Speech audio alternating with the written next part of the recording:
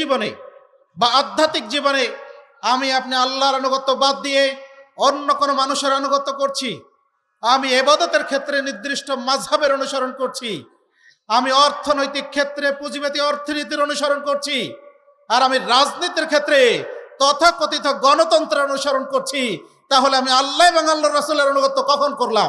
আপনার আমার হৃদয় জগৎটা আজকে কলুষিত হয়ে আছে। হিংসা, বিদ্বেষ, পরশ্রী কাতরতা, লোভ, মোহ, এই সব কিছু দিয়ে আপনার আমার অন্তর কলুষিত। মুক্তিদানকারী তিনটি জিনিসের মধ্যে অন্যতম হলো গোপনে এবং প্রকাশ্যে আল্লাহকে ভয় করা। আলী রাদিয়াল্লাহু আনহু বলছেন, আত-তাকওয়া হুয়া খাউফুম মিনাল জালিল, তাকওয়া হচ্ছে আল্লাহকে ভয় করা। যে ব্যক্তি বেশি বেশি করে মৃত্যুর কথা স্মরণ করে আর মৃত্যু পরবর্তী জীবনের জন্য উত্তম প্রস্তুতি গ্রহণ করে, উলাইকা লাকিয়াস। আহলে হাদিস আন্দোলন বাংলাদেশ, আসুন পবিত্র কুরআন ও সহিহ হাদিসের আলোকে জীবন গড়ি। আল্লাহ রাব্বুল আলামিনের শুকরিয়া জ্ঞাপন করছি, যিনি আমাদেরকে আজকের এই মহতী অনুষ্ঠানে উপস্থিত হওয়ার তৌফিক দান করেছেন। দরুদ ও তাসলিমাত পেশ করছি মানবতার মুক্তির দিশারি নবী মুহাম্মদ সাল্লাল্লাহু আলাইহি ওয়াসাল্লামের উপর, যিনি আমাদের জন্য ইসলামের একটি শাশ্বত জীবন আদর্শ রেখে গেছেন। সাথী মণ্ডলী, আমি আপনাদের সামনে সংক্ষিপ্তভাবে কিছু কথা বলার চেষ্টা করব। মা তাওফীক ইল্লা বিল্লাহ, আলাইহি তাওয়াক্কালতু ওয়া ইলাইহি উনীব। আল্লাহ বলছেন, তারা দুনিয়ার বাহ্যিক বিষয়ের কিছু জ্ঞান, কিছু বিষয় তারা অবগত, তারা জানে, কিন্তু আখিরাত সম্পর্কে তারা উদাসীন। সূরা রোম ৭ নম্বর আয়াত। পার্থিব জীবনে মানুষ সবাই জীবনের প্রত্যেকটি ক্ষেত্রে সে নিজে সফলতার শীর্ষে দেখতে চায়। নিজেকে সফল মানুষ হিসেবে সে দেখে নিজে গর্বিত হতে চায়। যিনি ব্যবসা করেন, তিনি তার ব্যবসায় উন্নতি লাভ করে তিনি নিজেকে প্রতিষ্ঠিত ব্যবসায়ী হিসাবে, সফল ব্যবসায়ী হিসাবে নিজেকে দেখতে চান, পছন্দ করেন। যিনি চাকরি করেন, তিনি চাকরির সর্বোচ্চ পদোন্নতি লাভ করে তিনি চান সফল হতে। যে ছাত্র সে লেখাপড়া শিখে সর্বোচ্চ ডিগ্রি অর্জন করে সেও সফল হতে চায়। আর বর্তমানে বাংলাদেশে যেটা এখন বার্নিং ইস্যু, সেটা হলো এই, বিগত 16 বছরের স্বৈর শাসনে মানুষ অতিষ্ঠ হয়ে এখন আমাদের দেশের রাজনৈতিক দলগুলিও নিজেরা বিজয়ী লাভ করে তারাও সফল হতে চায়। সুতরাং সবাই চায় আমরা কিভাবে সফল হতে পারি। আল্লাহ বলছেন, ফামান যুহজিহা আনিন নার ওয়া উদখিলাল জান্নাতা ফাকাদ ফাজ ওয়া মাল হায়াতুদ দুনিয়া ইল্লা মাতাউল গুরুর। যাকে জাহান্নাম থেকে দূরে রাখা হলো আর জান্নাতে প্রবেশ করানো হলো, সেই হলো সফল কাম, আর দুনিয়াবী জীবন এটা ধোঁকার বস্তু। তাহলে মুমিনের একমাত্র লক্ষ্য এবং সফলতার মূল যেটা, সেটা হলো পরকালীন জীবনের সফলতা। সেই সফলতা অর্জিত হবে কিভাবে? আল্লাহ বলছেন, কদ আফলাহাল মুমিনুন, মুমিনরা সফল কাম হয়েছে। সূরা মুমিনুন 1 নম্বর আয়াত। তাহলে মুমিন সফল কাম হয়েছে, কিন্তু আমাদের দেশে তথাকথিত বহু ইমানদার নামধারী মানুষ আছে যার ইমানের সাথে কুফর মিশ্রিত, যার ইমানের সাথে শিরক মিশ্রিত, যার ইমানের সাথে নিফাক মিশ্রিত। তাহলে সে কি প্রকৃতপক্ষে মুমিন? এই ইমান দিয়ে পরকালীন জীবনে কখনোই সফলতা লাভ করা যায় না। সুতরাং পরকালীন জীবনে সফলতা লাভ করতে হলে আপনার আমার ইমান নিঃশর্ত ইমান হতে হবে, যে ইমানের মধ্যে কোনো খাত নাই। যদি সেই মুমিন হওয়া যায় তাহলেই পরকালীন জীবনে সফল হওয়া যায়। আব্দুল্লাহ ইবনে আমর ইবনুল আস রাদিয়াল্লাহু আনহু থেকে বর্ণিত, তিনি বলেন, রাসূলুল্লাহ সাল্লাল্লাহু আলাইহি ওয়াসাল্লাম বলেছেন, কদ আফলাহা মান আসলামা ওয়া রুজিকা কাফাফান ওয়াকান্নাহুল্লাহু বিমা আতাহু, যে ব্যক্তি ইসলাম গ্রহণ করেছে সে সফলকাম হয়েছে, যাকে যথেষ্ট পরিমাণ রিজিক দেওয়া হয়েছে এবং যে অল্পে তুষ্ট থেকেছে। সহিহ মুসলিম 1054 নম্বর হাদিস।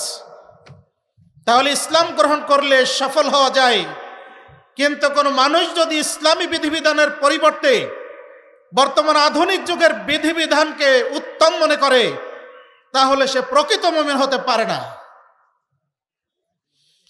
সুতরাং আপনাকে আমাকে সফল হওয়ার জন্য আপনার আমার ঈমানকে প্রকৃত যথার্থ ঈমান হিসাবে তৈরি করা দরকার, মুমিন হিসাবে নিজেকে গড়ে তোলা দরকার। যদি তাই না হয়, পরকালীন জীবনে সফলতা লাভ করা সম্ভব নয়। 2 নম্বর বিষয়, আল্লাহ বলছেন ওয়ানুনাজ্জিল্লাযীনা তাকাউ ওয়া নাযারুয যালিমিনা ফিহা জাসিয়া, অতঃপর যারা তাকওয়া অবলম্বন করেছে আমি তাদেরকে মুক্তি দিয়ে দেব, আর জালেমদেরকে জাহান্নামে নিক্ষেপ করব। তাহলে তাকওয়া অবলম্বন করলে সফল হওয়া যায়। আমাদের বাংলাদেশে মানুষের তাকওয়া এমন জনাকীর্ণ পরিবেশে থাকলে সে পূর্ণ মুমিন, যার জনহীন প্রান্তরে গেলে সে পাপী। তাহলে কি প্রকৃত মুমিনের পরিচয়? এটা কি প্রকৃত মুত্তাকির পরিচয়?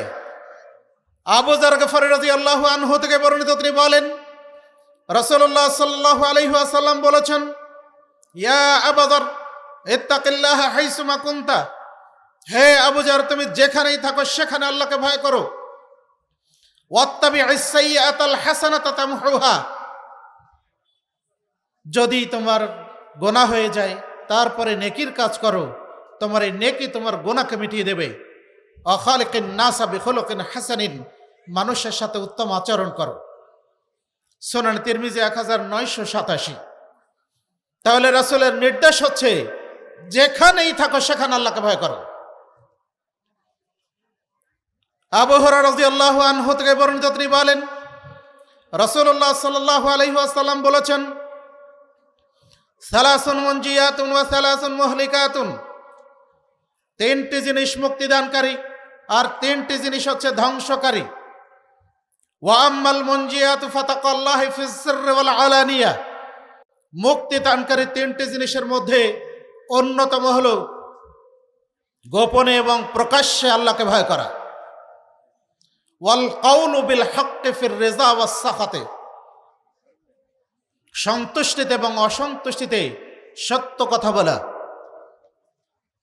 ওয়াল কাসদু ফিল গিনা ওয়াল ফাকর, সচ্ছলতা এবং অসচ্ছলতায় মধ্যপন্থা অবলম্বন করা। তাহলে রাসূল বললেন মুক্তিদানকারী 3টি জিনিসের মধ্যে অন্যতম হলো গোপনে এবং প্রকাশ্যে আল্লাহকে ভয় করা। আলী রাদিয়াল্লাহু আনহু বলছেন, আত-তাকওয়া হুয়া খাউফুম মিনাল জালিল, তাকওয়া হচ্ছে আল্লাহকে ভয় করা। ওয়াল আমালু বিত-তানজিল, কোরআন এবং হাদিস অনুযায়ী আমল করা।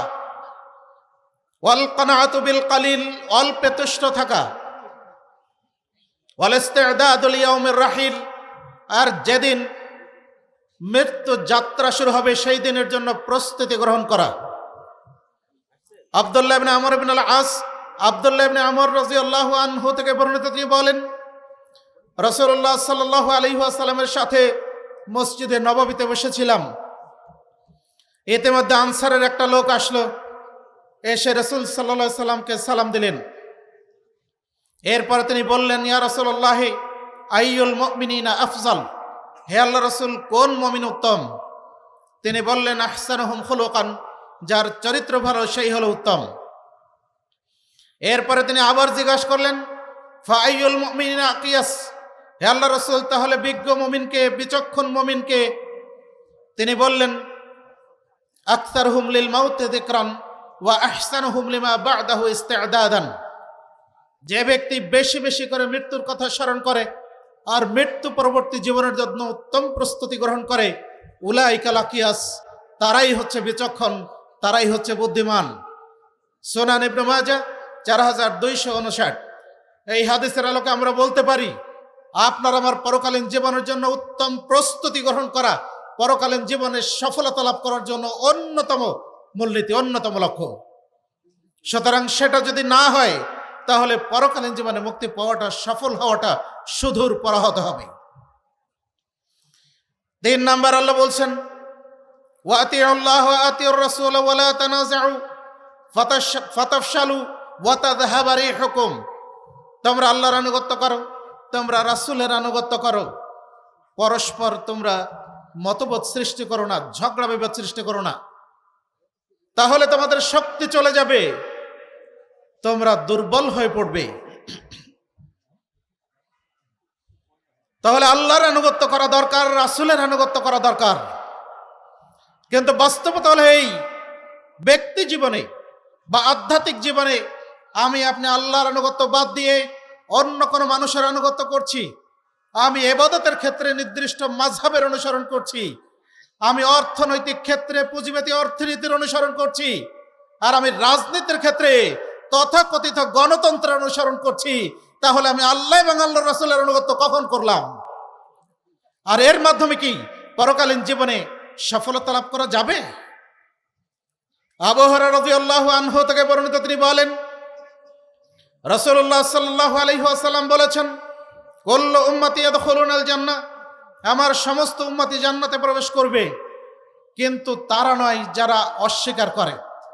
সাহাবায়ে কেরাম বললেন, হে আল্লাহর রাসূল, অস্বীকারী কারা? তিনি বললেন, মান আতাআনি দাখালাল জান্নাহ ওয়া মান আসানি ফাকাদ আবা। যে ব্যক্তি আমার আনুগত্য করে সেই হলো জান্নাতে প্রবেশ করবে, আর যে ব্যক্তি আমার নাফরমানি করে, অবাধ্যতা করে, সেই অস্বীকারী, জান্নাতে যেতে অস্বীকার করছে। সহিহ বুখারী হাদিস নাম্বার 7280।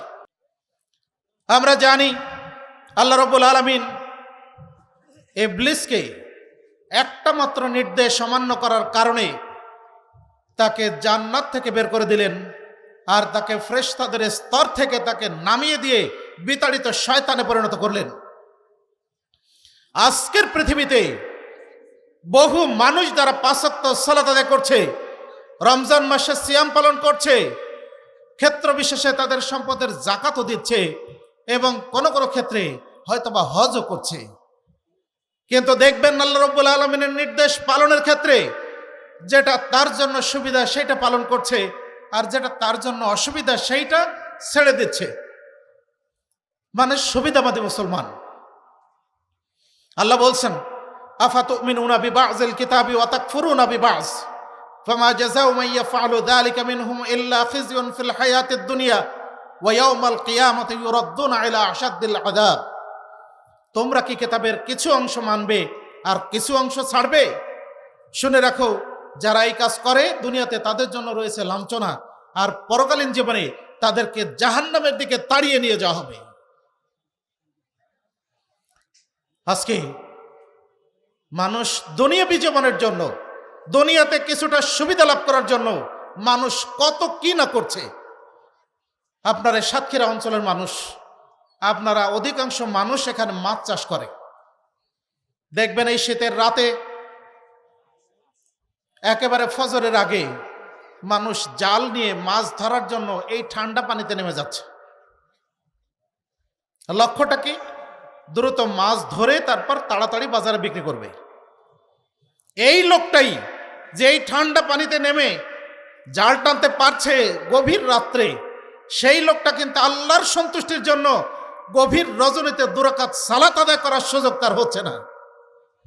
তাহলে সে দুনিয়াবী জীবনের জন্য কতটা ব্যতিব্যস্ত, দুনিয়া জীবন তার কাছে কতটাই মোহনীয়, তাই না? আজকে দেখেন, ইসলামী নীতি নৈতিকতাকে জলাঞ্জলি দিয়ে আজকে মানুষ দুনিয়াতে কিছুটা সুবিধা লাভ করার জন্য শিরকের শিখণ্ডীদের সাথে একাকার হয়ে মিশে যাচ্ছে, এবং তাদের সাথে একত্র হয়ে কাঁধে কাঁধ মিলিয়ে কাজ করতেও দ্বিধা করছে না। তাহলে এটাই কি আমাদের ইমানি পরিচয়? এটাই কি আমাদের মুসলমানদের পরিচয়? আল্লাহ বলছেন, ওয়ালা তাজিদান্নাহুম আহরাসান নাসি আলা হায়াতিন ওয়া মিনাল্লাযিনা আশরাকু ইয়াওয়াদ্দু আহাদুহুম লাউ ইউআম্মারু আলফা সানা ওয়ামা হুয়া বিমুজাহজিহি মিনাল আযাব আইয়ু আম্মার ওয়াল্লাহু বাসীরুম বিমা ইয়ামালুন। তুমি মানুষের মধ্যে অবশ্যই এমন কিছু মানুষ পাবে যারা জীবনের প্রতি অত্যধিক আসক্ত, এমনকি মুশরিকদের চেয়েও বেশি। তাদের কেউ কেউ আশা করে যদি তাদেরকে 1000 বছর জীবন দেওয়া হতো, আল্লাহ বলছেন যদি তাদেরকে দীর্ঘ জীবন দান করা হয় তবু জাহান্নামের আযাব থেকে তাদেরকে দূরে সরানো হবে না, তারা দূরে যেতে পারবে না। আর তারা যা করে আল্লাহ রাব্বুল আলামিন সেই ব্যাপারে তিনি সর্বদ্রষ্টা, তিনি সম্যক দ্রষ্টা, সবই তিনি দেখেন। সূরা বাকারা 96 নম্বর আয়াত। আজকে মানুষ দুনিয়াবী জীবনটাকে প্রাধান্য দেওয়ার কারণে, দুনিয়াটাকে মৌলিকভাবে গ্রহণ করার কারণে, ইসলামটাকে গৌণ হিসাবে পরিণত করার কারণে আজকে মুসলিম হয়েও সারা বিশ্বে আমরা নির্যাতিত, আমরা নিষ্পেষিত, আমরা লাঞ্ছিত, অপমানিত। এটা রাসূল সাল্লাল্লাহু আলাইহি ওয়াসাল্লামের ভবিষ্যৎবাণী। সাওবান রাদিয়াল্লাহু আনহু থেকে বর্ণিত, তিনি বলেন রাসূলুল্লাহ সাল্লাল্লাহু আলাইহি ওয়াসাল্লাম বলেছেন, ইউশিকু আন তাদা আলাইকুমুল উমামু মিন কুল্লি উফকিন কামা তাদা আলাল উকলাতি আলা কাসআতিহা। আমি আশঙ্কা করছি যে পৃথিবীর সব জাতিগোষ্ঠী তোমাদের বিরুদ্ধে ঐক্যবদ্ধ হবে, যেমন ভাবে একটা প্লেটে সব ধরনের খাবার থাকে। জনৈক সাহাবী বললেন, ইয়া রাসূলুল্লাহ, আবিন কিল্লাতিন ইয়াউমাইদিন, সেদিন কি আমাদের সংখ্যা কম হবে? তিনি বললেন, না, আনতুম কাসীর, সেদিন তোমাদের সংখ্যা বেশি হবে। ওয়ালাকিন্না তাকুনুনা গুসাআন কাগুসাইস সাইলি, বরং সেদিন তোমরা বন্যায় ভেসে যাওয়া খড়কুটার মতো পরিণত হবে। ইয়ান্তাজিউল মুহাবাতু আন কুলুবি আদুবিকুম, তোমাদের শত্রুদের অন্তর থেকে তোমাদের ভীতিকে উঠিয়ে নেওয়া হবে। ওয়ায়াজআলু ফি কুলুবিকুমুল ওয়াহান, আর তোমাদের অন্তরে প্রবিষ্ট করা হবে ওয়াহান। সাহাবায়ে কেরাম বললেন, আল্লাহ রাসূল, মাল ওয়াহান, ওয়াহানটা কি? তিনি বললেন, হুব্বুল হায়াত ওয়া কিরাহিয়াতুল মাউত, সেটা হচ্ছে জীবনের প্রতি ভালোবাসা এবং মৃত্যুকে অপছন্দ করা। সুনান আবু দাউদ 4297। ওমাইয়া খলিফা আব্দুল মালিক ইবনে মারওয়ান রাহিমাহুল্লাহ, তিনি দামেস্ক থেকে মক্কায় যাত্রা পথে মদিনায় তিনি যাত্রা বিরতি করে তৎকালীন প্রখ্যাত আলেমদ্বীন আবু হাজাম সালামা ইবনে দিনার রাহিমাহুল্লাহকে ডেকে পাঠিয়েছেন তার সাথে সাক্ষাৎ করার জন্য। তিনি যখন আসছেন তখন জিজ্ঞাসা করছেন, আমি আপনাকে এই জন্য কষ্ট দিচ্ছি যে আমি আপনার কাছ থেকে কিছু জানতে চাই। তিনি বললেন, বলুন।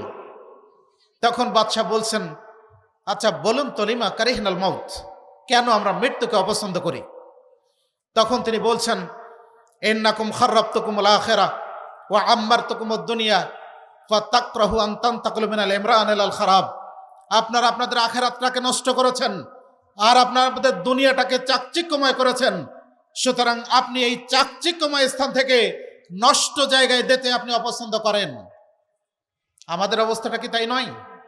দুনিয়ায় একটু ভালো থাকার জন্য, দুনিয়ায় একটু ভালো খাওয়ার জন্য, দুনিয়ায় একটু ভালো কিছু পড়ার জন্য, সমৃদ্ধ ব্যাংক ব্যালেন্স লাভ করার জন্য জীবনের অধিকাংশ সময় আমাদের ব্যয় হয়, কিন্তু আল্লাহর ইবাদতে আপনার আমার সময় কতটুকু ব্যয় হয়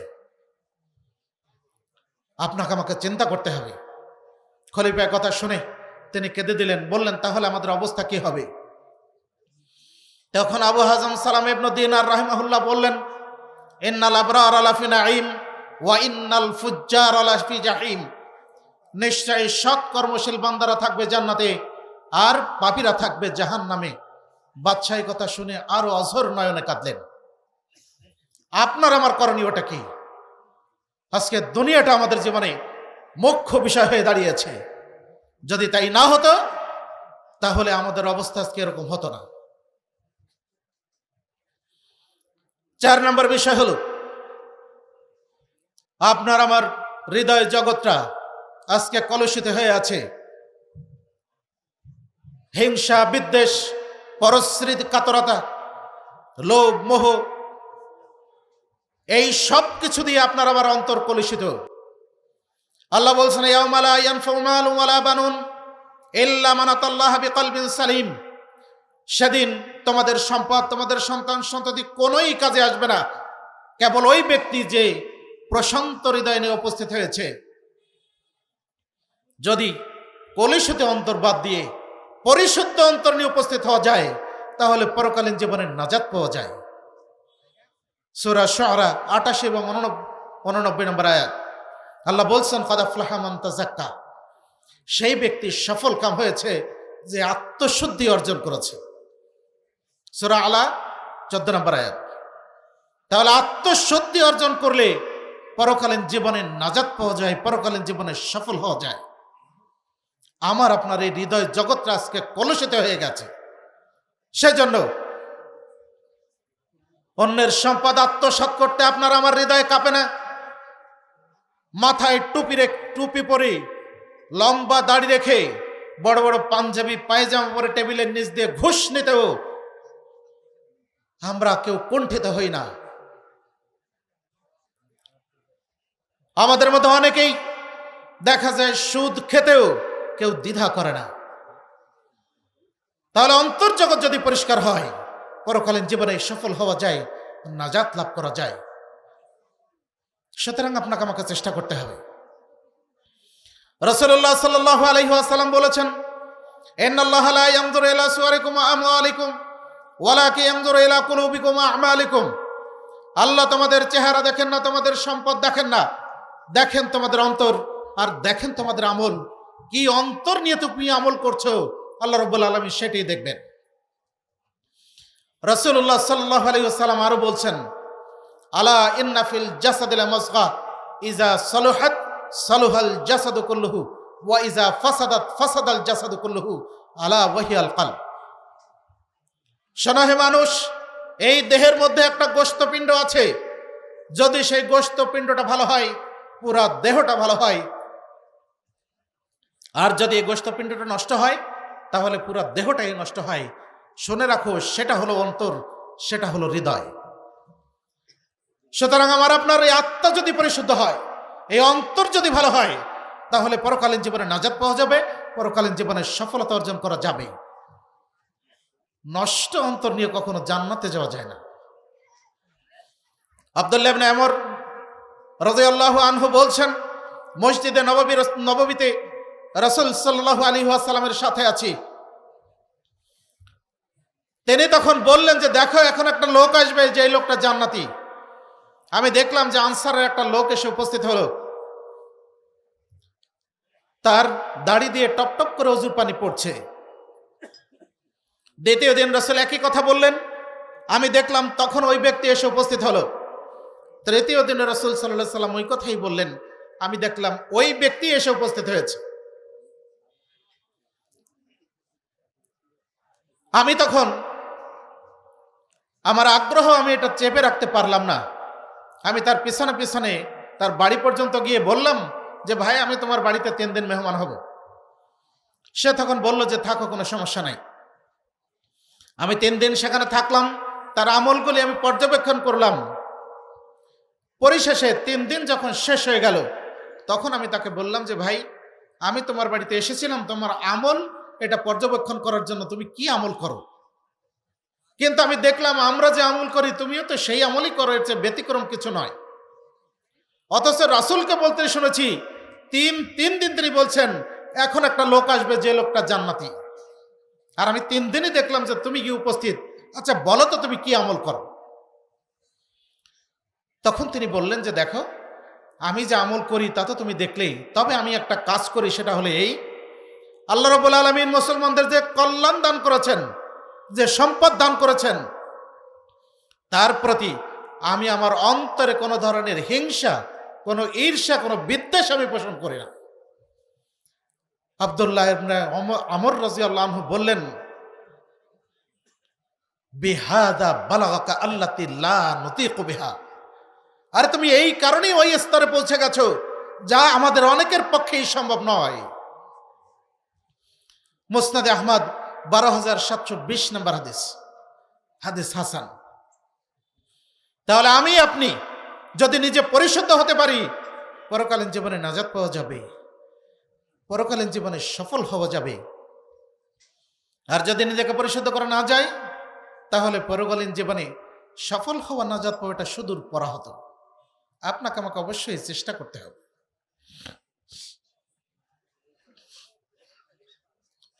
5 নম্বর বিষয়, আল্লাহ বলছেন আল্লাযীনা ইউকিমুনাস সালাতা ওয়া ইউতুনাজ যাকাতা ওয়া বিল আখিরাতি হুম ইউকিনুন উলাইকা আলা হুদাম মির রাব্বিহিম ওয়া উলাইকা হুমুল মুফলিহুন। যারা সালাত কায়েম করে, যারা যাকাত প্রদান করে এবং আখিরাতের প্রতি দৃঢ় বিশ্বাস স্থাপন করে, তারাই আল্লাহর পক্ষ থেকে হেদায়েতের উপরে আছে, তারাই হচ্ছে সফল কাম। তাহলে আমরা তো সালাত আদায় করি, তাই না? আমরা তো সালাত আদায় করি, কিন্তু আমার আপনার সালাতটা কি যথার্থ সালাত হচ্ছে? আল্লাহ বলছেন ওয়ামিনান নাসি মান ইয়াবুদুল্লাহ আলা হারফিন ফাইন আসাবাহু খায়রুন ইতমাআন্নু বিহি ওয়া ইন আসাবাতহু ফিতনাতুন ইনকালাবা আলা ওয়াজহিহি খাসিরাদ দুনিয়া ওয়াল আখিরাহ যালিকা হুয়াল খুসরানুল মুবিন। মানুষের মধ্যে এমন কিছু মানুষ আছে যারা দ্বিধান্বিত হয়ে আল্লাহর ইবাদত করে। যদি তাদের কোনো কল্যাণ পৌঁছে তাহলে তারা প্রশান্ত হয়, তারা খুশি হয়। আর যদি তাদের মধ্যে কোনো পরীক্ষা আসে, কোনো বিপদ আসে, ইনকালাবা আলা ওয়াজহিহি, তারা পিছনে ফিরে যায়। আগেও সালাত আদায় করতো না, এখনো করে। ফলে খাসিরাত দুনিয়া ওয়াল আখিরাহ, দুনিয়া এবং আখিরাত উভয় জীবনে তারা ক্ষতিগ্রস্ত। ওয়া যালিকা হুয়াল খুসরানুল মুবিন, আর এটাই হচ্ছে স্পষ্ট ক্ষতি। আমার আপনার সালাত, রাসূল সাল্লাল্লাহু আলাইহি সাল্লামকে জিবরিল আলাইহিস সালাম যে সালাত শিক্ষা দিয়ে গেলেন, আমার আপনার সালাত কি ওই সালাত হচ্ছে? নাকি আমার আপনার সালাত মুনাফিকের সালাত হচ্ছে? আল্লাহ বলছেন ফাখালাফা মিন বা'দিহিম খালফুন আযাউস সালাতা ওয়াত্তাবাউশ শাহাওয়াত ফাসাউফা ইউলকাউনা গায়্যা। অতঃপর তাদের পরে এক অপদার্থ জাতি আসলো যারা তাদের সালাতকে বিনষ্ট করেছে, আর তারা প্রবৃত্তির অনুসরণ করেছে, অচিরেই তারা জাহান্নামে প্রবেশ করবে। সূরা মারিয়াম 59 নম্বর আয়াত।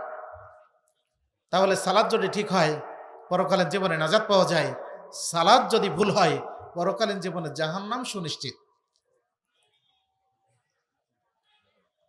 সুতরাং সুধী মণ্ডলী, আমরা সবাই যেহেতু সফল হতে চাই, তাহলে আমাদের লক্ষ্য যেন হয় দুনিয়াবী সফলতা নয়, বরং পরকালীন সফলতা যেন আমাদের লক্ষ্য হয়, আমরা পরকালীন জীবনে নাজাত পেতে পারি।